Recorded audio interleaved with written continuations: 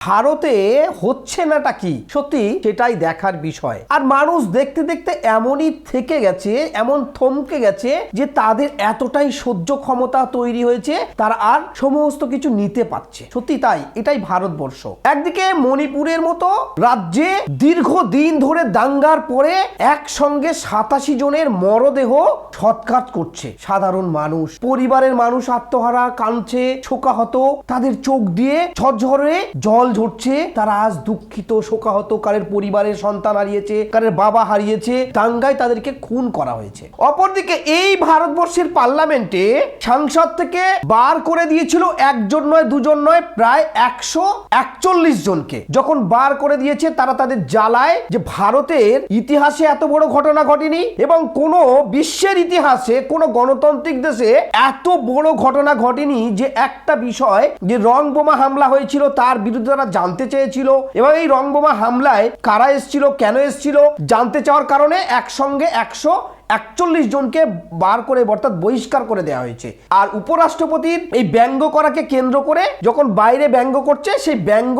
তার শোক প্রকাশ করছে কোথায়? রাজ্যসভার মধ্যে তারা শোক প্রকাশ করছে বিজেপি, অর্থাৎ আর কোনো দল সেখানে নেই, সমস্ত দল সেখান থেকে সরে গেছে বলা যেতে পারে, শূন্য করে দিয়েছে। ভারতবর্ষে কি না হচ্ছে। অপরদিকে উত্তরপ্রদেশের মতো একটি জায়গায় একজন নয়, দুজন নয়, 1400 বাড়ি বুলডোজার দিয়ে ভেঙে ফেলা হচ্ছে। সেখানে হিন্দু মুসলিম উভয় এই শীতের দিনে রাস্তায় বসে তারা অঝরণে কাঁদছে, তারা কিভাবে রক্ষা পাবে, কোথায় তাদের আস্থা মিলবে। হচ্ছে না কি ভারতবর্ষে? আর গদি মিডিয়া সে সমস্ত কথা ভুলে গেছে।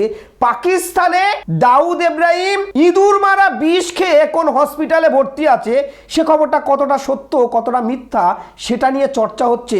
কিন্তু এই ভারতবর্ষে একদিকে যখন মণিপুরে একজন দুজন নয়, একসঙ্গে 87 জনের মরদেহ দাপন হচ্ছে, সে কথা কোনো চর্চা নেই কোনো গদি মিডিয়ায়। অপরদিকে সাক্ষী মালি, বজরং পুনিয়া সহ একাধিক কুস্তিগির তারা আজকের কুস্তি ছেড়ে দিচ্ছে। গোটা ভারতবর্ষের মানুষ কিন্তু দেখছে, কারণ সেখানে উঠে এসেছে বারবার যে বিজেপির একজন সাংসদ যৌন হেনস্থা করেছে, সেটা নিয়ে তাদের অভিযোগ ছিল এবং দিল্লির যন্তর মন্তরে তারা দীর্ঘদিন ধর্ণা দিয়েছে। সাধারণ মানুষ নীরব দর্শকের মতো দেখলো, কোনো মিডিয়া, গদি মিডিয়া এই নিয়ে চর্চা নেই। দেশের মানুষের একাধিক জায়গা যেভাবে হিংসা, অত্যাচার, শোষণ, নির্যাতন, মানুষ এই হিংসা, অত্যাচার, নির্যাতনের কারণে তাদের বোল হারিয়ে গেছে, তারা আর প্রতিবাদ করতে পারছে না। এটা কিন্তু ভারতবর্ষের মানুষের রক্তে শিরায় এটা কোনোদিন হয় না যে এত বড় দুর্ঘটনা ঘটে যাওয়ার পরে ভারতবর্ষের মানুষ কোনো কথা বলবে না আর মিডিয়া উল্টো সুর দেখাবে, সেটা তাদের মেনে নেবে। কেন ভারতবর্ষে একজন দুজন নয়, 1400 বাড়ি ভেঙে বুলডোজার দিয়ে প্রায় 50,000 মানুষ কেন গৃহহীন হবে? কেউ প্রকাশ করছে না, কেউ কথা বলছে না। আমরা এর আগেই দেখেছি ভারতবর্ষে কয়েক বছর ধরে যখন মুসলমানদের বাড়ি ভাঙা হচ্ছে, মুসলমানদের মসজিদ ভাঙা হচ্ছে, সে রাজ্যের এবং দেশের বিভিন্ন প্রান্তে বিভিন্ন রাজ্যে করতালি দিয়ে উৎসাহিত করা, চুপ থাকা, নীরব থাকা, এখন কিন্তু আর মুসলমানদের হচ্ছে না।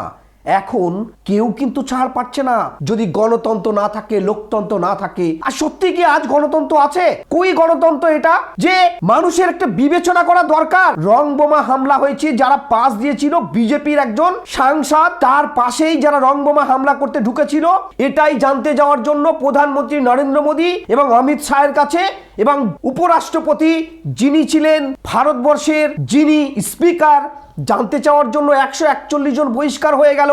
কিন্তু এই বিজেপি সাংসদের একবারও কি কেউ জিজ্ঞাসা করলো? কোনো গদি মিডিয়া জিজ্ঞাসা করলো যে এদেরকে কেন পাস দিয়েছিলেন, এ কাণ্ডটা কেন ঘটলো, এটা কিসের জন্য হলো, এটা কি পরিকল্পনা ছিল এইভাবে মানুষকে বার করে দিয়ে একের পর এক বিল পাস করার? তাহলে কি বোঝা যাচ্ছে আগামী দিনে ভারতবর্ষের মানুষের নীরব দর্শকের ভূমিকা এভাবেই পালন করবে, এভাবেই তাদের অত্যাচারিত হতে হবে, এভাবে তাদের শোষণ হতে হবে, এভাবে তাদের মরদেহ, লাশ, এতগুলো মানুষের দেহ সৎকার হবে আর কাঁদবে অঝরের পরিবার।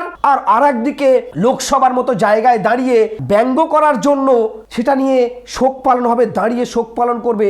কিন্তু একবার কি এই ভারতবর্ষের পার্লামেন্টের কোনো সাংসদ একবারও কি দাঁড়িয়ে বলবে না? অধিকার নেই যে কেন সেটা নিয়ে চর্চা হবে না? কেন একসঙ্গে এতগুলো লাশ, মরদেহ আজ ভারতবর্ষের এই গণকবর খুলে কবর দিতে হবে? কেন আজকে ভারতবর্ষের যারা সম্মান অর্জন করেছিল যে কুস্তিগিররা, তাদের কেন যৌন হেনস্থা হবে? তাদের পাশে কেন আমরা দাঁড়াবো না, তাদের হয়ে কেন কথা বলবো না? গোটা পৃথিবীতে যদি আপনি খোঁজ নিয়ে দেখেন, একসঙ্গে 141 জনকে এভাবে বার করে দেওয়া পৃথিবীর ইতিহাসে কোথাও নেই, কোনো দেশে ঘটেনি, যেটা ঘটে গেল ভারতবর্ষে। তাই বলি, ভারতবর্ষে হচ্ছে নাটা কি? সবই তো সম্ভব।